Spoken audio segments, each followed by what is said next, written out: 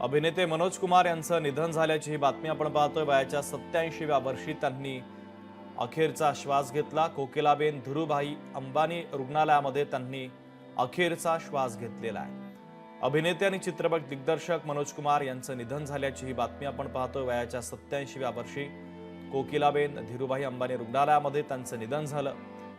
देशभक्तीपर चित्रपटांसाठी आणि भारत कुमार या टोपण नावासाठी ओळखले जाणारे भारतीय अभिनेते आणि दिग्दर्शक मनोज कुमार यांचं वयाच्या 87व्या वर्षी कोकिलाबेन धीरूभाई अंबानी रुग्णालयामध्ये निधन झाल्याची ही बातमी आपण पाहतोय।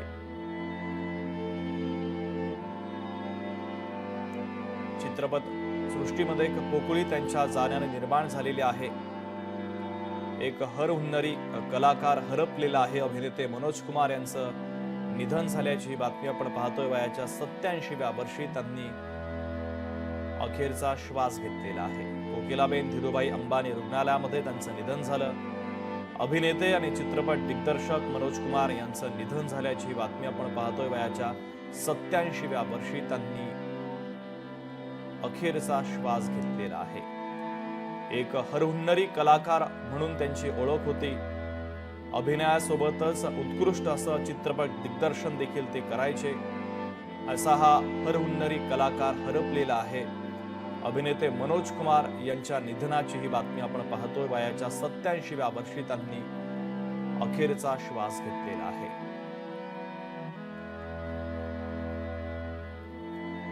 कोकिलाबेन धीरूभाई अंबानी रुग्णालयामध्ये त्यांचं निधन झालं। त्यांच्या निधनाची बातमी कळताच चित्रपट विश्वावर सिनेसृष्टीवर शोककळा पसरलेली आहे। आपले प्रतिनिधी स्वप्नील जाधव आपल्याशी जोडले जात आहेत। स्वप्नील, चित्रपट सृष्टीवर शोककळा पसरलेली आहे। एक हरहुन्नरी कलाकार, उत्कृष्ट असे दिग्दर्शक अभिनेते मनोज कुमार यांचं निधन झालंय। शुभम, नक्कीच खरं तर बॉलिवूड विश्वाला मोठी हानी मानावी लागेल, कारण ज्येष्ठ अभिनेते दिग्दर्शक मनोज कुमार यांचं निधन झालेलं वयाच्या 87व्या वर्षी त्यांनी अखेरचा श्वास घेतलेला आहे। दरम्यान त्यांची प्रकृती अस्वस्थामुळे त्यांना कोकिलाबेन धीरूभाई अंबानी रुग्णालयात दाखल करण्यात आलं होतं, मात्र उपचारादरम्यान त्यांची प्राणज्योत मालवली आहे। पुढील अंत्यविधी हा कधी होणार या संदर्भातील माहिती परिवाराकडून लवकरच देण्यात येणार आहे। मात्र बॉलिवूड विश्वात एक शोककळा पसरल्याचं पाहायला मिळत आहे। स्वप्नील, महत्त्वाचे अपडेट या बातमीच्या संदर्भातले पोहोचवलेले आहेत। तुर्तास धन्यवाद।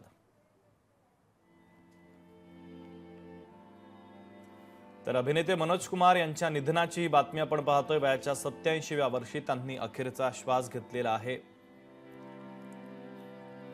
चित्रपट सृष्टीवर एक शोककळा त्यांच्या जाण्यानं पसरलेली आहे, कारण हरहुन्नरी कलाकार आणि उत्कृष्ट असे चित्रपट दिग्दर्शक मनोज कुमार यांचं निधन झाल्याची बातमी आपण पाहतोय। प्रकृती ठीक नसल्यानं त्यांना हॉस्पिटलमध्ये दाखल करण्यात आलेलं होतं आणि कोकिलाबेन धीरूभाई अंबानी रुग्णालयामध्येच त्यांनी अखेरचा श्वास घेतलेला आहे। वयाच्या 87व्या वर्षी त्यांनी अखेरचा श्वास घेतलाय। खरं तर देशभक्तीपर चित्रपटांसाठी आणि भारत कुमार या टोपण नावासाठी ते ओळखले जायचे। भारतीय अभिनेते आणि चित्रपट दिग्दर्शक मनोज कुमार यांचं वयाच्या 87व्या वर्षी कोकिलाबेन धीरूभाई अंबानी रुग्णालयामध्ये निधन झालेलं आहे। तर महत्त्वाची आणि मोठी बातमी आपण पाहतोय। चित्रपट सृष्टीवर त्यांच्या जाण्यानं शोककळा पसरलेली आहे। एक पोकळी निर्माण झालेली आहे, कारण एक हरहुन्नरी कलाकार आणि उत्कृष्ट असा दिग्दर्शक हरपलेला आहे। अभिनेते मनोज कुमार यांचं निधन झालंय। वयाच्या 87व्या वर्षी त्यांनी अखेरचा श्वास घेतलेला आहे। कोकिलाबेन धीरूभाई अंबानी रुग्णालयामध्ये त्यांनी अखेरचा श्वास घेतलेला आहे। खरं तर देशभक्तीवर चित्रपटांसाठी ते प्रसिद्ध होते। अभिनयासोबतच उत्कृष्ट असं दिग्दर्शन देखील ते करायचे। त्यांचे अनेक गाजलेले चित्रपट देखील आहेत।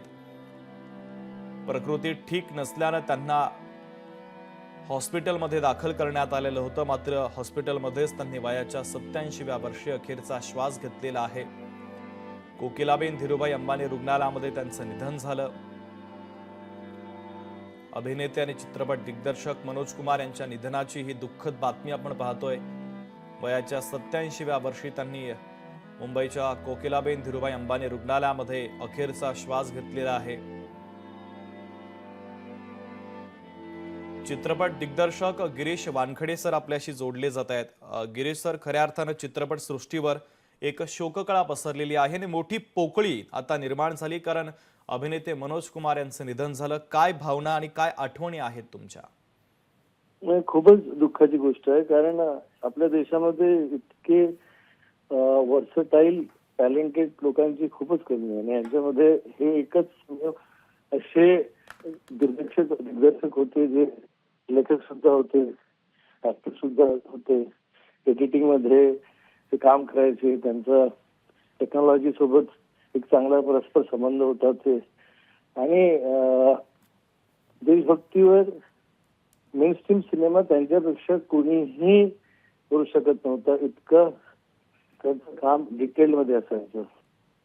हे खूपच मोठी क्षती आहे आपल्या सगळ्या सिनेमा सृष्टीसाठी, कारण असे वर्सटाईल लोक, राज कपूर नंतर जर आपण विचार केला, ते दिग्दर्शक आणि कलाकार ऍक्टर सुद्धा होते, असे खूपच कमी होते. त्याच्यामध्ये मनोज कुमार हे खूपच मोठं नाव होतं. आज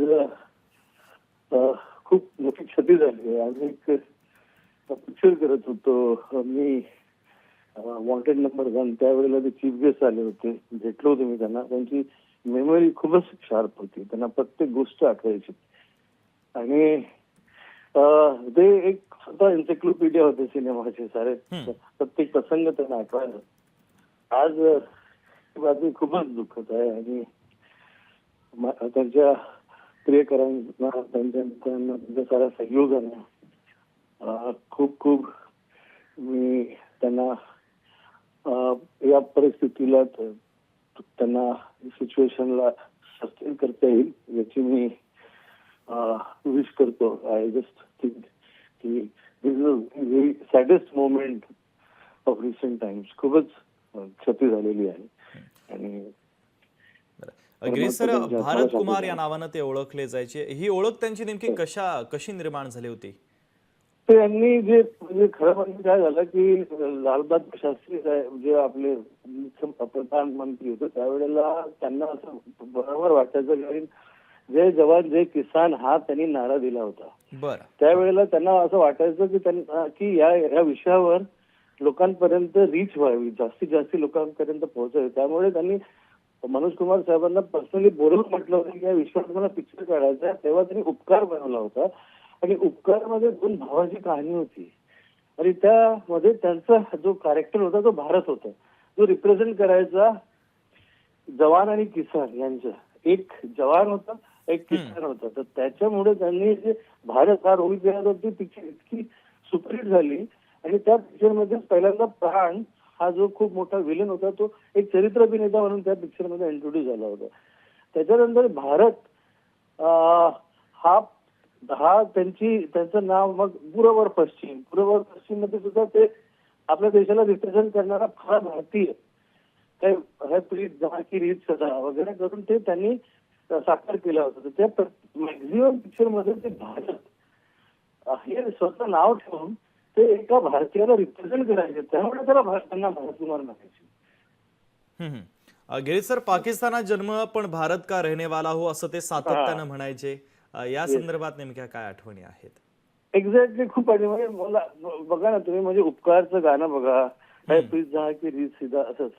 त्याच्यापूर्वी त्यांनी भगतसिंग यांच्यावर शाहीद नावाची पिक्चर काढली होती. तर ते शाहीद भगत ते देशप्रेमाला अग्रणी ठेवायचे आणि त्यावेळेला देशप्रेम मध्ये ते सोशल इश्यूज सुद्धा, जमीनदारी, जसे मदर इंडियामध्ये जे सोशल इश्यूज होते तसे सोशल इश्यूजला, देशाच्या त्या परिस्थितीला ते कंबाईन करायचे. आणि त्याच्यानंतर इतकी इंटरेस्टिंग त्यांची स्टोरी लाईन असायची की कल्याणजी आनंदचं म्युझिक असायचं प्रत्येक पिक्चरला आणि वेगवेगळे रायटर्स ते घ्यायचे, लिरिक्स रायटर, आणि त्यांचा खूपच डिटेलिंग मध्ये, म्हणजे लिरिक्स मध्ये सुद्धा त्यांचं काम होतं. म्युझिक त्यांना समजायचं, डायरेक्शन समजायचं, एडिटिंग समजायची.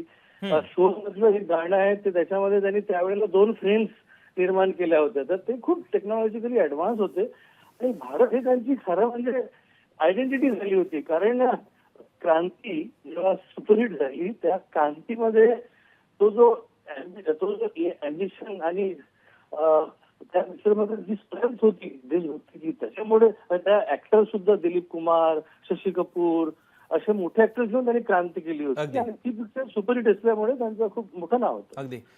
गिरीश सर, तुमच्या भावना आणि तुमच्या आठवणी त्यांच्यासोबतच्या तुम्ही मांडल्या, लोकशाहीसोबत संवाद साधला, त्याबद्दल धन्यवाद.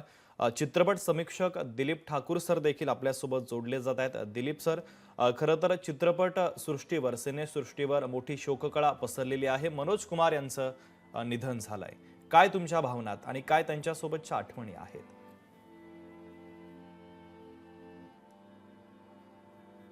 तर काही तांत्रिक कारणांमुळे दिलीप सरांशी आपला संपर्क तुटलेला आहे. पुन्हा आपण संपर्क करूया, मात्र ही दुःखद बातमी आपण पाहतोय. प्रेक्षकांच्या मनावर ज्या अभिनेत्यानं अधिराज्य केलं होतं असे मनोज कुमार यांचं निधन झालंय.